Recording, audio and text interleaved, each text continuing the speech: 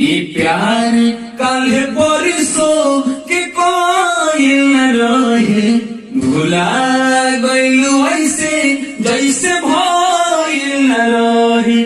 ई प्यार कल परसों के कोई न रहे, भुला गइलू ऐसे जैसे भइल न रहे।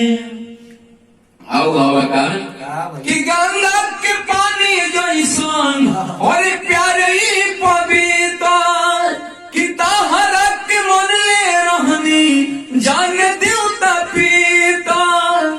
कि गंगा के पानी जैसन प्यारे पवित्र तहरा के मन ले रहनी और जान देवता पीता।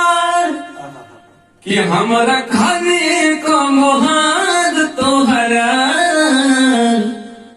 कि तू तो रहलू अपना मन के माली। कि तू हर हाथ को बुधाइल न रहे। ई प्यार कल परसों के कायल न रहे, भुला गइलू ऐसे जैसे भइल न रहे। ई प्यार कल परसों के कोई न रहे, भुला गइलू ऐसे जैसे भइल न रहे। कि जा गइबू तो जा सनम, कि देख के जिंदगी भखा दिल जखम।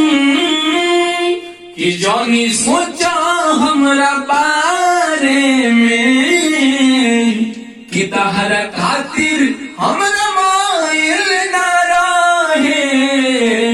ई प्यार कल परसों के कोई न रहे, भुला गइलू ऐसे जैसे भइल न रहे। तो प्लीज आप सब इस चैनल को जरूर सब्सक्राइब कीजिए।